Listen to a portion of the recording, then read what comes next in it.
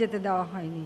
ওই রাস্তায় বসে আমি আমার বাবা মার জন্য দোয়া করেছি, ওই রাস্তায় বসে মোনাজাত করেছি। এমন একটা বৈরী পরিবেশ। তারপরেও আমি ধন্যবাদ জানাই যে সেই সময় যারা এগিয়ে এসেছিলেন, এবং আমি বলেছিলাম আমার সব রকম সহযোগিতা আপনারা পাবেন, এবং সেইভাবেই ছোট্ট পরিসরে মুক্তিযুদ্ধ জাদুঘর যাত্রা শুরু করে। এরপর আমরা সরকার আসার পর যখনই আমার কাছে প্রস্তাব এসেছে আমরা এই জমিটা আমরা দিয়ে দিই, এবং শুধু জমি দিলেও হবে না, বিল্ডিংও তো তৈরি করতে হবে।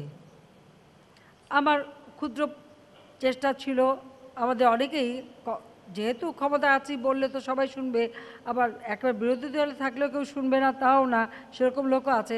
তারপর আমরা কিছু ফান্ডও জোগাড় করে দিই, এবং আজকে সেই বিল্ডিং আমি নিজে ভিত্তিপ্রস্তর স্থাপন করে যাই। আজকে সেটা উদ্বোধন করার সুযোগ আমাকে দিয়েছে বলে আমি এই ট্রাস্টের সকল সদস্যকে আন্তরিক ধন্যবাদ জানাই, কারণ আমি নিজেও গর্বিত। এবং আমি চাই এখানে আমি আরেকটি কথা বলতে চাই, সেটা হলো একটা জাদুঘর সৃষ্টি হয়েছে যেখানে মুক্তিযুদ্ধের ইতিহাস, মুক্তিযুদ্ধের বিভিন্ন স্মৃতি সংরক্ষিত হবে।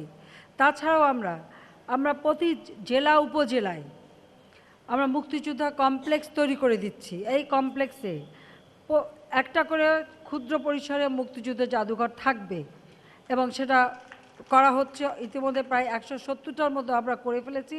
আমরা 470টার মতো আমরা ইতিমধ্যে দিচ্ছি, এবং আমরা নামমাত্র মূল্যে টাকা দিচ্ছি।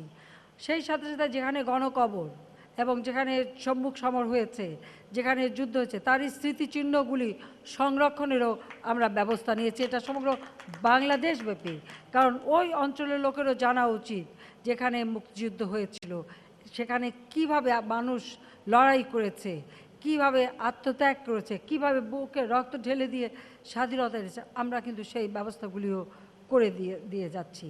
কিন্তু এখানে আমি যেটা বলবো যে এই জাদুঘরটা যেহেতু এটা বিশাল পরিসরে করা হয়েছে, এটা রক্ষণাবেক্ষণ, সংরক্ষণ করা, পরিচালনা করা, এটা এমনি এমনি হবে না। এর জন্য যথেষ্ট অর্থের প্রয়োজন, এবং এর জন্য অনেক সময়ের প্রয়োজন হবে।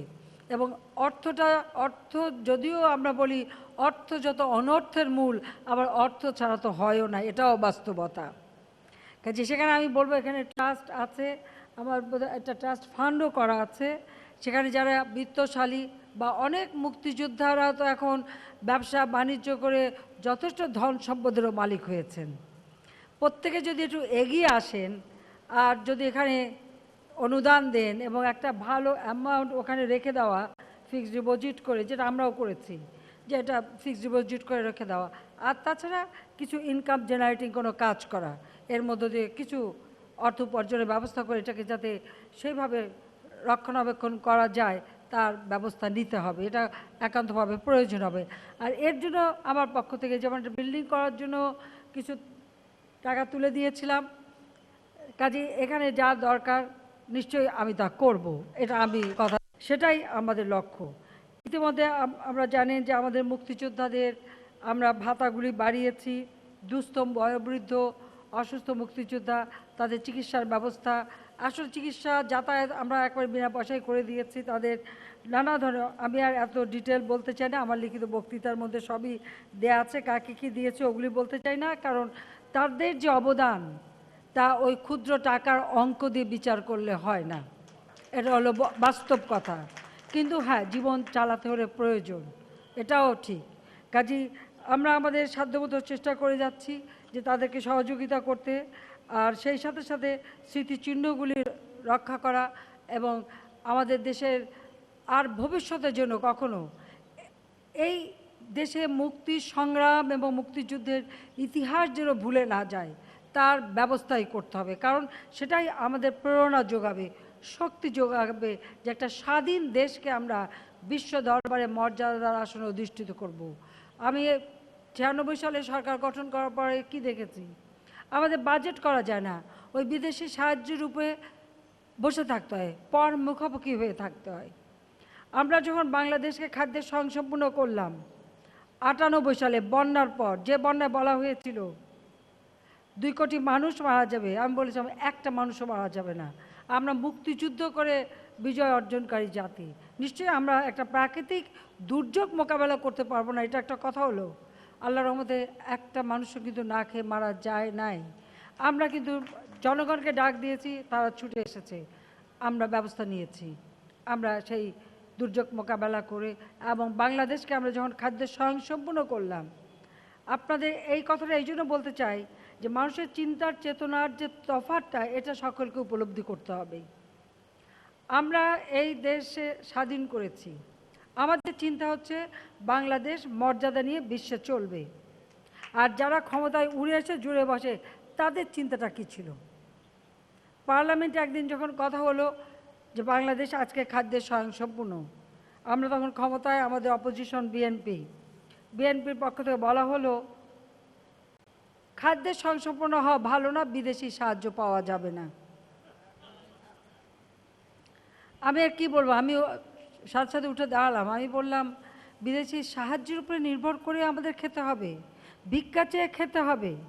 তো তাদেরকে শুধু এটুকুই বলেছিলাম যে আমি তো ভিক্ষুকের সর্দার হতে চাই না, যে ভিক্ষা করে এনে ওই খায় ওই টাকার অংশ নিয়ে বাঁচবো। আমরা নিজের পায়ে দাঁড়াতে চাই, আত্মমর্যাদাশীল হতে চাই। দেশ খাদ্যে স্বয়ংসম্পূর্ণ হলে বিদেশি সাহায্য পাবে না, সেই জন্য এই দেশের মানুষকে বুভুক্ষা রাখতে হবে, ক্ষুধার্ত রাখতে হবে, তাদের হাড্ডি সার কঙ্কাল সার দেহ থাকতে হবে, যে ওই দেখে দেখে ওটা দেখিয়ে দেখিয়ে বিদেশ থেকে সাহায্য আনা যায়। আর সেই সাহায্য যায় কোথায়? এটা কি ওই দরিদ্র মানুষের কাছে যায়? তাদের পেট পড়ে তা তো না, তাদের উদরপূর্তি হয় না, উদরপূর্তি হয় যারা ওই উড়ে এসে জুড়ে বসে ক্ষমতা ছিল তাদেরই। কাজে সেই ব্যবস্থাটাই করে রাখতে চান আপনারা। আমি শুধু এটুকু বলেছিলাম যে আপনারা ভিক্ষুকের সর্দার হয়ে দেশ চালাতে চান, চালান। জাতির পিতা বলে গেছেন ভিক্ষুক জাতির কোনো ইজ্জত থাকে না, তা ভিক্ষুক জাতি হিসেবে আমরা থাকবো না, আমরা আত্মমর্যাদা নিয়ে চলতে চাই। আমরা 96 সালে যতগুলি পদক্ষেপ নিয়েছিলাম আপনারা জানেন যে 2001-এর পর একে একে তা নষ্ট করা হয়েছিল। যাক 2009 আমরা আবার যখন সরকারে আসি, আবার আমরা আমাদের উদ্যোগ নিই, কারণ আওয়ামী লীগ একটা রাজনৈতিক দল, আমাদের অর্থনৈতিক নীতিমালা আছে, আমরা কি করব ভবিষ্যৎ তার আবার সব কিছু আমাদের প্রণীত ছিল। কাজে আমরা প্রস্তুত সব সময় যে সরকার গেলে আমরা কি কাজ করব। আজকে সেইভাবেই আমরা কিন্তু কাজ করে গেছি। এমনকি আমাদের প্রত্যেকটা প্রতিষ্ঠানকে আমরা আন্তর্জাতিক মান সম্পন্ন করে গড়ে তোলার পদক্ষেপ নিয়েছি। আমাদের দেশ ভৌগোলিক সীমারেখায় ছোট, কিন্তু জনসংখ্যার দিক থেকে কিন্তু আমরা একেবারে কম না। আর এই জনসংখ্যায় জনগণই আমাদের শক্তি। কাজে এই জনশক্তিকেই আমাদেরকে আরও শিক্ষায়, দীক্ষায়, জ্ঞানে, বিজ্ঞানে, প্রযুক্তি গ্রহণে, প্রযুক্তি শিক্ষায় সব কিছুতে আমরা উন্নত করতে চাই। এই কারণে যে আমরা 2021 সালে স্বাধীনতার সুবর্ণ জয়ন্তী পালন করব। 2020 সাল জাতির পিতা বঙ্গবন্ধু শেখ মুজিবুর রহমানের জন্ম শতবার্ষিকী। আমরা এই 21 সালের মধ্যে বাংলাদেশকে আমরা মধ্যম আয়ের দেশে উন্নীত করতে চাই, যেন আমাদের স্বাধীনতার সুবর্ণ জয়ন্তী আমরা ওই ভিক্ষা চেয়ে না, নিজেদের মর্যাদাপূর্ণ একটি জাতি হিসেবে আত্মমর্যাদা নিয়ে আমরা পালন করতে পারি, ক্ষুধামুক্ত দারিদ্র্যমুক্ত বাংলাদেশ হিসেবে যেন পালন করতে পারি, সেই লক্ষ্য নিয়েই কিন্তু আমাদের সরকার আমরা কাজ করে যাচ্ছি এবং ইতিমধ্যে যথেষ্ট সাফল্য আমরা অর্জন করেছি। আপনারা আজকে নিশ্চয়ই দেখবেন যে আজকে বিদেশে যে অনেকেই যান, গেলে আপনারা আগে যেমন বাংলাদেশ শুনলে বলতো ঝড় দুর্যোগ ভিক্ষা চাওয়ার জাতি, আজকে কিন্তু আর সে কথা বলে না। আজকে বলে বাংলাদেশ একটা উন্নয়নের রোল মডেল। এটা তো এমনি এমনি হয়নি, সুপরিকল্পিতভাবে আমরা পদক্ষেপ নিয়েছি। আর সেটা সম্ভব হয়েছে এই কারণে যে জাতির পিতার নেতৃত্বে আমাদের এই দল, আমরা যেহেতু এদেশের মানুষকে ঐক্যবদ্ধ করে মুক্তিযুদ্ধের মধ্যে দিয়ে বিজয় এনেছি, সে কারণেই যখন আমরা সরকারে আসি তখনই দেশের উন্নতি হয়, এটাই স্বাভাবিক। বিশ্বের যে দেশগুলি উন্নত হয়েছে, যারা সংগ্রাম করেছে, বিপ্লব করেছে, যুদ্ধ করেছে, ত্যাগ স্বীকার করেছে, ত্যাগের মধ্য দিয়ে গড়ে উঠেছে, তারা ক্ষমতা আসলেই, যাদের হাতে স্বাধীনতা অর্জিত হয়েছে, তারা ক্ষমতা আসলেই দেশের উন্নতি হয়, উড়ে এসে জুড়ে বসাদের দিয়ে হয় না। এটা হলো বাস্তবতা, সেটা আজকে আমরা মানে মর্মে মর্মে উপলব্ধি করি। কাজে এই দেশ এগিয়ে যাচ্ছে, ইনশাল্লাহ দেশ এগিয়ে যাবে। আর মুক্তিযুদ্ধ জাদুঘর এদেশের মুক্তিযুদ্ধের চেতনাকে সমুন্নত রাখবে, প্রজন্মের পর প্রজন্ম যেন সেই স্মৃতিচিহ্নগুলি তারা দেখবে, সেই স্মৃতিগুলি তারা উপলব্ধি করবে, অন্তরে ধারণ করবে, সেভাবে নিজেদের চরিত্রকে গঠন করবে এবং দেশপ্রেমে তারা উদ্বুদ্ধ হবে।